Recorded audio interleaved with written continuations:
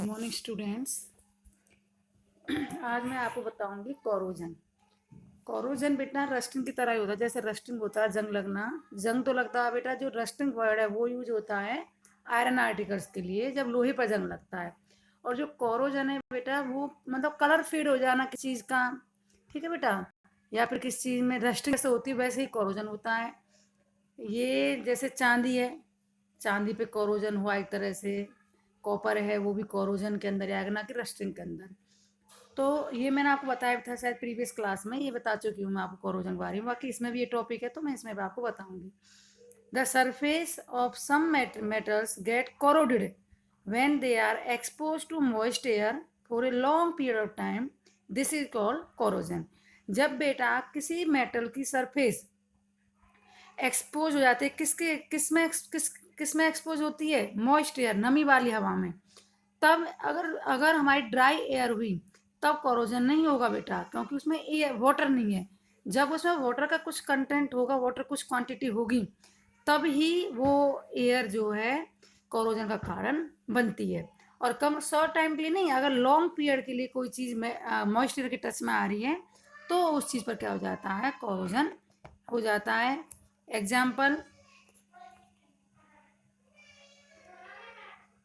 Example बेटा, silver become, मैंने बताया था चांदी जो होता है become black when expose to air as it reacts with air to form a coating of sulphur silver sulphide. जो चांदी होता है बेटा, इससे आपने देखा होगा जब हम लाते हैं बिल्कुल इसका शाइनिंग कलर होता है, सिल्वर कलर होता है।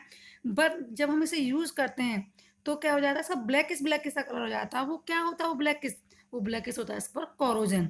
और कोरोजन क्यों हुआ? जब वो मॉइस्चर के कॉन्टेक्ट में आ गया। और सिल्वर पर जो कोरोजन है वो किसका हुआ? सिल्वर जो कोटिंग बनी वो किसकी बनी? सिल्वर सल्फाइड की।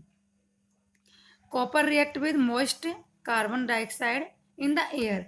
और ये जो कॉपर होता है ये किस साथ रिएक्ट करता है? ये करता है नमी वाली CO2 गैस के साथ। And gain a green coat of copper carbonate. और ये जो कॉपर है जब ये CO2 के साथ रिएक्ट करता है तो क्या बना लेता है? ये कॉपर कार्बोनेट की लेयर एक उसके ऊपर जम जाती है, जिसे कहते हैं हम कोरोजन। तो कॉपर पे कॉपर कार्बोनेट की लेयर बनती है, कार्बोनेट लेयर बनती है, मतलब कहने का ये है। और जो सिल्वर है उस पर सल्फाइड की लेयर बनती है। तो सिल्वर पर सिल्वर सल्फाइड और कॉपर पर कॉपर कार्बोनेट। अब आयरन पे बेटा रस्टिंग है। ये iron when expose to moist air acquires a coating of brown flaky substance called rust. और जब ये लोहे पर हो रहा है मॉइस्ट एयर के कांटेक्ट में, ब्राउन कलर की फ्लेकी, ब्राउन रंग का आपने देखा होगा, लोहे पर ब्राउनिश मटेरियल जम जाता है, वो टूट टूट गिरने लग जाता है, तो उसे कहते हैं हम रस्टिंग। अब है बेटा प्रिवेंशन ऑफ रस्टिंग। हम रस्टिंग को कैसे रोक सकते हैं? Prevention of corrosion. अब बेटा ये है कि कोरोजन को हम कैसे रोक सकते हैं। तो the rusting of iron can be prevented by painting. आपको पता ही है जो लोहे के आर्टिकल्स होते हैं, आप जब भी कभी लोहे की कोई चीज़ लाते हो, आपके गेट ही हैं जो वो आयरन के बने होते हैं। जो हमारा मेन डोर है वो आयरन का बना होता है और उस पर आपने देखा होगा उसको ऊपर हम पेंट कर देते हैं। तो पेंट से क्या होता है? जो आयरन आर्टिकल की सरफेस है वो पेंट नीचे ढक जाती है। और जो एयर या मॉइस्ट एयर जो होती है वो किससे कांटेक्ट में आती है? पेंट के कांटेक्ट में आती है। जो हमारा आयरन आर्टिकल है वो नीचे सेफ रह जाता है। वैसे ही हम ऑयलिंग करते हैं, ग्रीसिंग करते हैं, गैल्वनाइजिंग एक मेथड होता है, इस बारे में बताऊंगी मैं आपको आगे। Chrome plating, anodising of making, anodising और मेकिंग एलॉयज।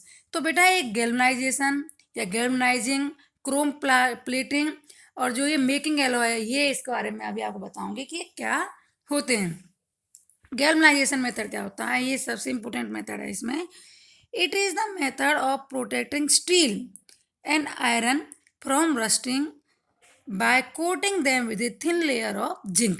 जो ये गैल्वनाइजेशन मेथड है बेटा, इसमें क्या किया जाता है? जो आयरन आर्टिकल्स हों या स्टील के बने आर्टिकल्स हों, ध्यान रखना गैल्वनाइजेशन मेथड होता है आयरन और स्टील के ऊपर।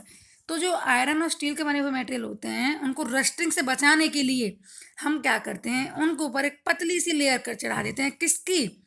जिंक की।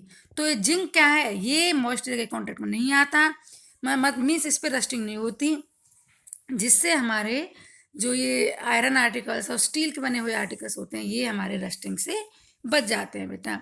तो समझ में आ गया होगा गैल्वेनाइजेशन मेथड में जिंक की कोटिंग करते हैं हम स्टील के ऊपर और आयरन के ऊपर। एलॉय क्या होता है मैं बता चुकी हूँ आपको। एलॉय होता है दो मेटल्स का मिक्सचर, होमोजीनियस बराबर मात्रा में किसी दो या दो से अधिक मेटल्स को मिक्स कर देना, मेटल नॉन मेटल को या मेटल मेटल को, वो होता है बेटा एलॉय। और एलॉय ये होता है मेटल नॉन मेटल को मिक्स कर देते हैं। और दूसरा ये भी एलॉय में बराबर मात्रा में ही दोनों मेटल्स को लेते हैं। तो बेटा मेटल या नॉन मेटल का हम मिक्सअप कर देते हैं होमोजीनियस बराबर। होमोजीनियस में से होता है इक्वल क्वांटिटी में। एग्जाम्पल ऑफ एलॉय, अब मैं आपको बताऊंगी कि एलॉय के क्या क्या एग्जाम्पल हैं। आयरन, सबसे पहले जैसे मैंने आपको आयरन बारे में बता रही हूँ, iron mixed with small amount of carbon become hard and strong. अगर हम आयरन को जो है किस साथ मिक्स कर रहे हैं, कार्बन के साथ मिक्स कर रहे हैं। क्यों कर रहे हैं बेटा, ताकि वो मजबूत हो जाए, स्ट्रॉन्ग हो जाए। इसके लिए ये भी एलॉय का ही तो एग्जाम्पल हुआ, आयरन के साथ कार्बन कार्बन मिला दिया। तो ये बेटा क्या है, एलॉय है। इसको स्ट्रॉन्ग और हार्ड बनाने के लिए स्टील, स्टील में क्या किया, स्टील कैसा, iron plus nickel and chromium. इसमें स्टील के लिए क्या किया हमने, लोहे प्लस निकेल और क्रोमियम को दोनों को मिला दिया। तो क्या बन गया, वो स्टील का एलॉय बन के तैयार हो गया। ब्रास, जो ब्रास एलॉय है, ये ध्यान रखना ही इंपॉर्टेंट है कि स्टील कैसे बना, इसके अंदर कौन कौन से एलॉय हैं, मतलब जो स्टील एलॉय है इसके अंदर कौन कौन से मेटल हैं। तो इसके अंदर स्टील के अंदर आयरन और निकेल एंड क्रोमियम है, ध्यान रखना बेटा। और ब्रास, ब्रास के अंदर है कॉपर एंड जिंक। ठीक है बेटा, इसकी भी क्वांटिटी होती है, जरूरी नहीं होमोजीनियस ही हो, ये हेट्रोजीनियस हो जाता है, अलग अलग क्वांटिटी में मतलब कोई ज़्यादा कोई कम भी हो जाता है। तो इधर कॉपर ज़्यादा होता है, जिंक कम होता है। ब्रंज, ये ध्यान रखना, ब्रास और ब्रंज दोनों ही बहुत इंपॉर्टेंट हैं। तो ब्रास में भी कॉपर है और ब्रंज में भी कॉपर है।